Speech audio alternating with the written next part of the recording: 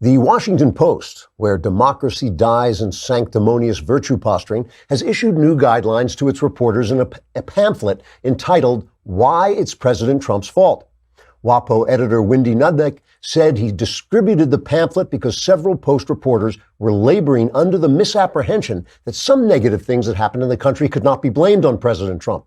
Nudnik said he wanted to correct that impression so the paper could once again become the go-to source for uninformed leftists with underlying mental health issues.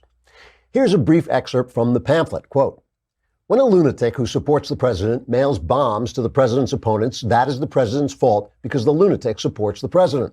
When a lunatic who hates the president murders people, that is the president's fault because the president is an evil Adolf Hitler-like monster who uses harsh political rhetoric that creates a climate of violence.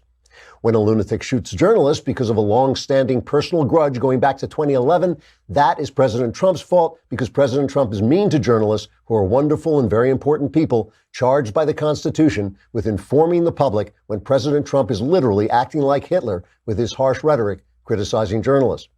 When there's a devastating hurricane, that is President Trump's fault because he doesn't accept climate change, which Hitler wouldn't do also if he were here, instead of sending President Trump to do his evil work of harshly criticizing journalists. When I was 11 and my mother blamed me for breaking her favorite lamp even after I told her it was the dog, that was President Trump's fault because I'm sure he called my mother and ratted me out because that's what Hitler would do." Unquote.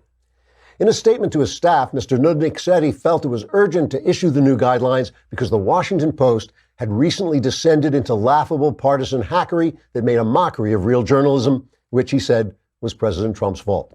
Trigger warning, I'm Andrew Klavan, and this is The Andrew Klavan Show. I feel hunky-dunky, life is tickety-boo. Birds are winging, also singing hunky-dunky-doo.